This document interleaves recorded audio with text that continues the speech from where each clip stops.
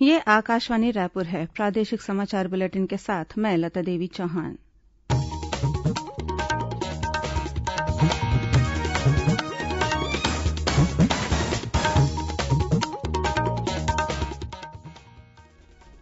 और अब पेश है आज के मुख्य समाचार। प्रधानमंत्री नरेन्द्र मोदी ने कहा कि प्रधानमंत्री आवास योजना का उद्देश्य गरीबों के लिए गृह निर्माण कर उज्जवल भविष्य और आत्मविश्वास पैदा करना है। छत्तीसगढ़ में कोरोना संक्रमित मरीजों के इलाज के लिए 30,000 से अधिक बिस्तर उपलब्ध, स्वास्थ्य विभाग के अधिकारियों ने दी जानकारी। पुलिस का दावा है कि माओवादी कैम्प से जब्त दस्तावेजों के अनुसार मिनपा मुठभेड़ में 23 माओवादी मारे गए थे। और मुख्यमंत्री की मासिक रेडियोवार्ता लोकवाणी की 10वीं कड़ी का प्रसारण कल सुबह 10:30 बजे से किया जाएगा।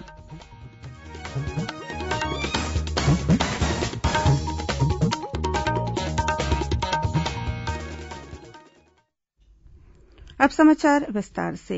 प्रधानमंत्री नरेन्द्र मोदी ने प्रधानमंत्री आवास योजना ग्रामीण के तहत मध्यप्रदेश में 12,000 गांवों में 1,75,000 आवासों का लोकार्पण किया। प्रधानमंत्री ने वीडियो कॉन्फ्रेंस के माध्यम से गृह प्रवेशम पट्टिका जारी की और एक साथ सभी घरों का लोकार्पण किया। इस अवसर पर उन्होंने कहा कि इस योजना से देश के करोड़ों लोगों में अपना घर होने का सपना साकार होने का विश्वास जगा है। मध्य प्रदेश में सामूहिक गृह प्रवेश का ये समारोह 2.25 लाख गरीब परिवारों के लिए तो अपने जीवन का यादगार पल है ही, देश के हर बेघर को अपना पक्का घर देने के लिए भी एक बड़ा कदम है। ये कार्यक्रम देश के सभी बेघर साथियों को एक विश्वास देने वाला भी पल है। जिनका अब तक घर नहीं, एक दिन उनका भी घर बनेगा। आज का ये दिन करोड़ों देशवासियों के उस विश्वास को भी मजबूत करता है कि सही नीयत से बनाई गई सरकारी योजनाएं साकार भी होती हैं और उनके लाभार्थियों तक पहुंचती भी है। प्रधानमंत्री ने कहा कि सरकार गरीबों की समस्याएं दूर करने के लिए हरसंभव कार्य कर रही है। इस मौके पर श्री मोदी ने कहा कि प्रधानमंत्री आवास योजना सिर्फ लोगों को आवास उपलब्ध कराने के लिए ही नहीं, बल्कि ये गरीबों में आत्मविश्वास भरने की भी है। स्वास्थ्य विभाग के अधिकारियों ने बताया है कि प्रदेश में कोरोना संक्रमित मरीजों के इलाज के लिए 30,000 से अधिक बिस्तर उपलब्ध हैं। यहां कुल 29 कोविड अस्पताल और 186 कोविड केयर सेंटर संचालित हैं। अस्पतालों में 3,551 और कोविड केयर सेंटरों में 25,560 बिस्तर उपलब्ध हैं। इसके अलावा 19 निजी अस्पतालों में भी कोविड मरीजों का इलाज किया जा रहा है। इस बीच कोरोना संक्रमण की रोकथाम के लिए होम आइसोलेशन के संबंध में राज्य सरकार ने विस्तृत दिशा निर्देश जारी किए हैं। इसके तहत होम आइसोलेशन के लिए कोविड मरीज अब ऐप के माध्यम से आवेदन कर सकेंगे। ऐप के जरिए होम आइसोलेट मरीजों के लिए आवश्यक सावधानी की भी जानकारी दी जाएगी। कोविड संक्रमण के बिना लक्षणों और कम लक्षण वाले मरीजों के होम आइसोलेशन के लिए आवश्यक व्यवस्था और इसके क्रियान्वयन के लिए रायपुर जिला पंचायत परिसर में होम आइसोलेशन सेंटर की स्थापना की गई है। कलेक्टर डॉक्टर एस भारतीदासन ने कल इस सेंटर का निरीक्षण किया। इस दौरान कलेक्टर ने बताया कि मरीजों को इस सेंटर से अधिक लाभान्वित करने के लिए 24 घंटे सक्रिय आपात नंबर शुरू किया गया है। मरीजों का हालचाल जानने और उनकी समस्या के निदान के लिए काउंसलर की भी व्यवस्था की गई है। नोडल अधिकारी विनीत नंदनवार ने बताया कि होम आइसोलेशन की अनुमति लक्षण रहित और कम लक्षण वाले मरीजों को दी जा रही है। यह सुविधा ऐप के माध्यम से घर बैठे ही ली जा सकती है। दूसरी ओर नेता प्रतिपक्ष धरमलाल कौशिक ने कहा है कि प्रदेश में कोरोना संक्रमित मरीजों के लिए बिस्तरों की कमी है। उन्होंने कहा कि सरकार के अनुसार 22,000 बेड खाली हैं, लेकिन जिन जिलों में मामले ज्यादा हैं वहां बेड उपलब्ध नहीं है। इसके कारण गंभीर मरीजों की मृत्यु हो रही है। श्री कौशिक ने वर्चुअल तरीके से पत्रकारों से चर्चा करते हुए कहा कि शासकीय अस्पतालों और कोविड सेंटरों में भारी अव्यवस्थाएं हैं। डॉक्टरों के बजाय पैरामेडिकल स्टाफ ही सारी व्यवस्थाएं देख रहा है। उन्होंने आरोप लगाया कि कोरोना योद्धाओं में भी नाराजगी है। जूनियर डॉक्टरों को 5 महीने से स्टाफ फंड नहीं दिया गया है। वहीं कोरोना योद्धाओं और शासकीय कर्मचारियों के लिए मुआवजे की भी कोई योजना प्रदेश में नहीं है। मुख्यमंत्री भूपेश बघेल ने स्वास्थ्य विभाग के अधिकारियों और जिला कलेक्टरों को निर्देश दिया है कि किसी भी प्रकार की सिफारिश और दबाव में आए बिना निर्धारित प्रोटोकॉल के अनुसार मरीजों को कोविड अस्पतालों में भर्ती किया जाए। मुख्यमंत्री ने रायपुर में आयोजित उस उच्च स्तरीय बैठक में कहा कि मरीज के कोविड केयर सेंटर में पहुंचने के बाद डॉक्टर ही तय करेंगे कि उसे किस अस्पताल में भर्ती कराया जाना है। डॉक्टरों की सलाह और मरीजों की स्थिति के अनुसार ही उन्हें बेहतर इलाज की सुविधा मुहैया कराई जाएगी। मुख्यमंत्री ने कोरोना संक्रमण की रोकथाम के लिए सामाजिक संगठनों, गैर सरकारी और स्वयंसेवी संस्थाओं की भी सहायता लेने को कहा है। उन्होंने इसके अलावा विभिन्न समाजों द्वारा संचालित धर्मशालाओं और आश्रमों तथा उनके संचालन से जुड़े लोगों को भी कोरोना नियंत्रण से जोड़ने को कहा गया है। मुख्यमंत्री भूपेश बघेल ने केंद्रीय स्वास्थ्य मंत्री डॉक्टर हर्षवर्धन को पत्र लिखकर छत्तीसगढ़ में कोविड अस्पताल और कोविड सेंटर के संचालन के लिए 736 करोड़ रूपये की राशि उपलब्ध कराने का आग्रह किया है। साथ ही उन्होंने पत्र में कोरोना संक्रमण की रोकथाम के लिए आवश्यक सामानों की आपूर्ति और एम्स रायपुर में उपलब्ध 54 आईसीयू बिस्तर को बढ़ाकर 200 बिस्तर करने का भी अनुरोध किया है। मुख्यमंत्री ने प्रदेश में कोरोना संक्रमण की वर्तमान स्थिति की जानकारी देते हुए केंद्र सरकार द्वारा दी जा रही तकनीकी सहायता और दिशा निर्देशों के लिए केंद्रीय मंत्री को धन्यवाद भी दिया। श्री बघेल ने पत्र में लिखा है कि प्रदेश में 29 डेडिकेटेड अस्पताल हैं और 221 कोविड केयर सेंटर बनाए गए हैं। यहां मरीजों के इलाज के लिए लगभग 29,000 बिस्तरों की व्यवस्था भी की गई है। प्रदेश में कोरोना संक्रमित मरीजों की संख्या बढ़ने का सिलसिला जारी है। दुर्ग में आज शाम तक 103 कोरोना संक्रमित नए मरीजों की पहचान हुई है।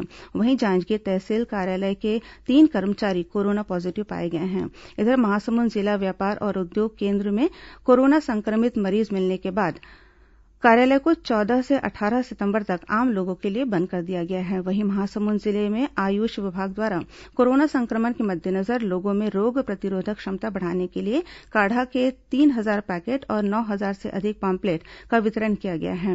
उधर कोरोना संक्रमण के प्रति जन जागरूकता अभियान के तहत नगर निगम भिलाई द्वारा 2 प्रचार रथ तैयार किए गए हैं। भिलाई के महापौर और विधायक देवेन्द्र यादव ने हरी झंडी दिखाकर इन रथों को रवाना किया। इन रथों के माध्यम से लोगों को कोरोना संक्रमण से संबंधित जानकारी दी जाएगी। खबरों का सिलसिला जारी रहेगा। अभी वक्त है एक छोटे से विराम का।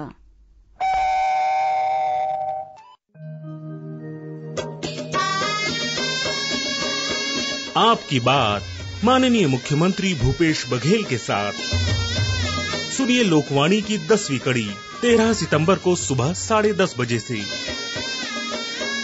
लोकवाणी में इस बार समावेशी विकास आपकी आस विषय पर बात होगी।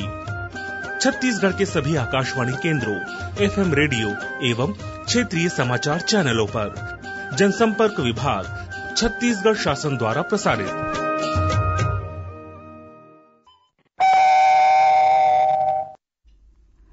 प्रादेशिक समाचार आप आकाशवाणी रायपुर से सुन रहे हैं और अब आगे बढ़ते हैं बाकी के समाचारों की ओर। छत्तीसगढ़ में राष्ट्रीय स्तर की नीट परीक्षा में शामिल होने वाले विद्यार्थियों को परीक्षा केन्द्रों तक लाने ले जाने के लिए निःशुल्क वाहन की व्यवस्था की गई है। इसके तहत रायपुर जिला कलेक्टर परिसर से कल सुबह 11 बजे विभिन्न परीक्षा केन्द्रों के लिए वाहनों को रवाना किया जाएगा। इसी तरह जनपद पंचायत धरसीवा, आरंग, तिल्दा, खरोरा और अभनपुर तहसील कार्यालय तथा बस स्टैंड पंडरी और रेलवे स्टेशन रायपुर से सुबह 9:30 बजे वाहन रवाना किए जाएंगे। इसके अलावा प्रयास गुढ़ियारी से संबंधित केन्द्र, प्रयास गुढ़ियारी तथा छात्रावास डीडी नगर से संबंधित केन्द्र के लिए वाहनों को सुबह 10:30 बजे कलेक्टोरेट रायपुर से रवाना किया जाएगा। वहीं नीट परीक्षा के मद्देनजर दक्षिण पूर्व मध्य रेलवे द्वारा स्पेशल ट्रेन की सुविधा दी जा रही है।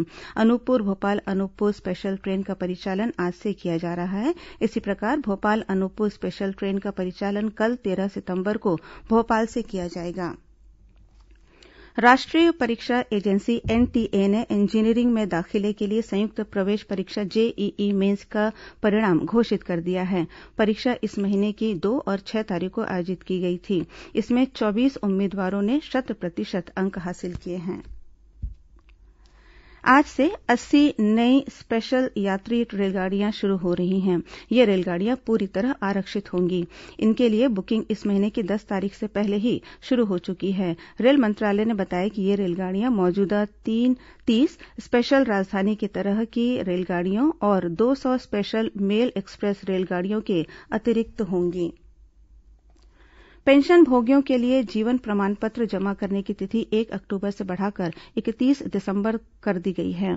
केंद्रीय कार्मिक राज्यमंत्री डॉक्टर जितेंद्र सिंह ने अपने ट्वीट में कहा है कि कोरोना वायरस से बुजुर्गों को सुरक्षित रखने के लिए तिथि बढ़ाने का यह निर्णय लिया गया है। उन्होंने कहा कि केंद्र सरकार के सभी पेंशनभोगी 1 नवंबर से 31 दिसंबर तक अपना जीवन प्रमाण पत्र जमा करा सकते हैं। कार्मिक राज्यमंत्री ने बताया कि बढ़ाई गई तिथि की अवधि के दौरान पेंशनभोगियों को निर्बाध पेंशन मिलती रहेगी। सुकमा जिले में मिनपा के जंगल में बीते 21 मार्च को हुई मुठभेड़ में 23 माओवादियों के मारे जाने की पुष्टि माओवादी कैंप से बरामद दस्तावेजों के आधार पर हुई है। उल्लेखनीय है कि इस मुठभेड़ में सुरक्षा बलों के 17 जवान शहीद हो गए थे। पुलिस के मुताबिक सुकमा जिले के भेज्जी थाना क्षेत्र के ग्राम एंटापाड़ के जंगल में बीते 8 सितंबर को सुरक्षा बलों और माओवादियों के बीच मुठभेड़ हुई। जवानों द्वारा की गई कार्रवाई के बाद माओवादी जंगल का फायदा उठाकर भाग गए। इलाके की तलाशी के दौरान बड़ी मात्रा में माओवादी सामग्री और दस्तावेज बरामद किए गए। जब्त दस्तावेजों में यह जानकारी मिली है कि मिनपा के जंगल में बीते 21 मार्च को हुई मुठभेड़ में 23 माओवादी मारे गए हैं। इस बीच बस्तर रेंज के पुलिस महानिरीक्षक सुंदरराज पी ने कहा है कि माओवाद प्रभावित अंदरूनी क्षेत्रों में माओवाद विरोधी अभियान आगे भी जारी रहेगा। प्रधानमंत्री नरेंद्र मोदी के जन्मदिन के अवसर पर भारतीय जनता पार्टी के प्रदेश इकाई आगामी 14 से 20 सितंबर तक सेवा सप्ताह मनाएगी। संगठन ही सेवा सप्ताह के तहत विभिन्न प्रकार के सेवा कार्यों को लेकर कार्यकर्ता लोगों के बीच जाएंगे। इसी कड़ी में भारतीय जनता युवा मोर्चा द्वारा भी विभिन्न कार्यक्रमों का आयोजन किया जाएगा। इसकी तैयारियों को लेकर आज भाजयुमो की प्रदेश स्तरीय बैठक वीडियो कॉन्फ्रेंसिंग के माध्यम से हुई। बैठक में निर्णय लिया गया कि सेवा सप्ताह के दौरान भारतीय जनता युवा मोर्चा द्वारा 28,000 रक्तदाताओं के नाम की अमृत डायरेक्टरी को जनता को समर्पित किया जाएगा। साथ ही जिलों में सफाई कर्मियों का सम्मान कार्यक्रम श्रम जयते का आयोजन भी होगा। मुख्यमंत्री भूपेश बघेल की मासिक रेडियोवार्ता लोकवाणी की 10वीं कड़ी का प्रसारण कल 13 सितंबर रविवार को होगा। मुख्यमंत्री इस बार लोकवाणी में समावेशी विकास आपकी आस विषय पर प्रदेशवासियों से बात करेंगे। इसका प्रसारण छत्तीसगढ़ स्थित आकाशवाणी के सभी केन्द्रों, एफएम रेडियो और क्षेत्रीय समाचार चैनलों से सुबह 10:30 बजे से 11 बजे तक किया जाएगा। राष्ट्रीय पोषण माह के तहत महासमुंद जिले में आंगनबाड़ी कार्यकर्ताओं द्वारा घर घर जाकर गर्भवती महिलाओं, नवजात शिशुओं और कुपोषित बच्चों को उनके परिजनों की उपस्थिति में आवश्यक जानकारी दे रहे हैं। इसके साथ ही कुपोषित बच्चों, गर्भवती और शिशुवती माताओं को घर पहुंच पूरक पोषण आहार भी दिया जा रहा है। कोरोना संक्रमित मरीजों के लिए दुर्ग पुलिस अब प्रेरक के रूप में कार्य कर रही है। पुलिस नियंत्रण कक्ष भिलाई से आज कोरोना संक्रमित मरीजों के लिए एक पहल की शुरुआत की गई। इसके तहत मरीजों को फोन करके उनके स्वास्थ्य के बारे में जानकारी ली जा रही है। साथ ही शासन प्रशासन द्वारा जारी किए गए दिशा निर्देशों के बारे में भी उन्हें अवगत कराया जा रहा है। पहले दिन लगभग 100 कोरोना संक्रमित मरीजों से फोन पर बात कर उनके स्वास्थ्य के बारे में जानकारी ली गई। कोरोना काल में बच्चों की पढ़ाई प्रभावित न हो, इसके लिए राज्य सरकार द्वारा कई तरह के प्रयास किए जा रहे हैं। वहीं बलरामपुर जिले के राजपुर विकासखंड के ग्राम सिघमा में युवाओं ने मोहल्ला क्लास शुरू कर स्कूली बच्चों की शिक्षा की जिम्मेदारी उठाई है। ये युवा मोहल्ला क्लास के माध्यम से लगभग 1,500 बच्चों को पढ़ा रहे हैं। मोहल्ला क्लास में कोरोना संक्रमण से बचाव के लिए मास्क लगाने और शारीरिक दूरी का भी ध्यान रखा जा रहा है। हाथों की सफाई के लिए हैंडवॉश और सैनिटाइजर शिक्षकों द्वारा उपलब्ध कराया गया है। केंद्रीय जीएसटी और उत्पाद शुल्क के अधिकारियों की टीम ने आज रायपुर स्थित एक फर्म के दफ्तर में दबिश देकर करीब 12.5 करोड़ रुपए के टैक्स चोरी पकड़ी है। प्रारंभिक जांच में कई फर्जी कंपनियों द्वारा जारी बोगस बिलों के आधार पर करीब 12 करोड़ 53 लाख रुपए का गलत इनपुट टैक्स लेना पाया गया है। फिलहाल जब्त किए गए दस्तावेजों की जांच जारी है। इस मामले में आरोपी कारोबारी को गिरफ्तार कर लिया गया है। और अब पेश है मौसम का हाल। प्रदेश में आगामी 24 घंटों के दौरान अनेक स्थानों पर हल्की से मध्यम बारिश होने की संभावना है। साथ ही 1-2 स्थानों पर आकाशीय बिजली गिरने और भारी वर्षा होने की भी चेतावनी दी गई है। इस दौरान दक्षिण छत्तीसगढ़ में अधिकतम तापमान में गिरावट दर्ज की जा सकती है। मौसम विभाग के मुताबिक मानसून द्रोणिका फलौदी, सीकर, पटना और उसके बाद पूर्व की ओर बांग्लादेश, असम होते हुए मणिपुर तक स्थित है। वहीं एक चक्रीय चक्रवाती घेरा पश्चिम बंगाल की खाड़ी और तटीय आंध्रप्रदेश के ऊपर बना हुआ है, जिसका प्रभाव छत्तीसगढ़ में भी देखने को मिल रहा है। प्रदेश में बीते 24 घंटों के दौरान राजधानी रायपुर सहित कई हिस्सों में हल्की से मध्यम बारिश दर्ज की गई। अब कुछ अन्य खबरें संक्षिप्त में। रायपुर पुलिस ने एक कंपनी के नाम पर गूगल में फर्जी नंबर देकर लोगों से ठगी करने वाले एक आरोपी को झारखंड के गिरिडीह से गिरफ्तार किया है। माओवादियों के हमले में मारे गए दिवंगत वन परिक्षेत्र अधिकारी रथराम पटेल को उनके गृहग्राम कुम्हारी कसडोल में आज वन और पुलिस विभाग के अधिकारियों ने भावभीनी श्रद्धांजलि दी। सुकमा जिले के कोंटा क्षेत्र के डोंडरा में अवैध रेत भंडारण के मामले में जिला प्रशासन ने ठेकेदार पर 2.25 लाख रूपये का जुर्माना लगाया है। व्यायाम शिक्षक संघ ने स्कूल शिक्षा विभाग के प्रमुख सचिव डॉक्टर आलोक शुक्ला को उनके सरगुजा प्रवास के दौरान ज्ञापन सौंपकर शारीरिक शिक्षा को अनिवार्य विषय बनाए जाने की मांग की है। रायपुर के देवेन्द्र नगर पुलिस ने 15 लाख रूपये की डकैती के मामले में फरार आरोपी को राजस्थान के बीकानेर से गिरफ्तार किया है। कोरिया जिले के बैकुंठपुर थाना क्षेत्र के ग्राम खांडा के पास हुई सड़क दुर्घटना में एक युवक की मौत हो गई। महासमुंद जिले में कोमाखान क्षेत्र के ग्राम भिलाई दादर में भालू के हमले से एक ग्रामीण गंभीर रूप से घायल हो गया है और जांजगीर चांपा जिले में एक जनपद सदस्य से लूटपाट करने वाले 2 आरोपियों को नवागढ़ पुलिस ने गिरफ्तार कर लिया है। अंत में मुख्य समाचार एक बार फिर। प्रधानमंत्री नरेंद्र मोदी ने कहा है कि प्रधानमंत्री आवास योजना का उद्देश्य गरीबों के लिए गृह निर्माण कर उज्जवल भविष्य और आत्मविश्वास पैदा करना है। छत्तीसगढ़ में कोरोना संक्रमित मरीजों को इलाज के लिए 30,000 से अधिक बिस्तर उपलब्ध, स्वास्थ्य विभाग के अधिकारियों ने दी जानकारी। पुलिस का दावा है कि माओवादी कैंप से जब्त दस्तावेजों के अनुसार मिनपा मुठभेड़ में 23 माओवादी मारे गए थे। और मुख्यमंत्री की मासिक रेडियोवार्ता लोकवाणी की 10वीं कड़ी का प्रसारण कल सुबह 10:30 बजे से किया जाएगा। इसी के साथ प्रादेशिक समाचार बुलेटिन समाप्त हुआ। नमस्कार।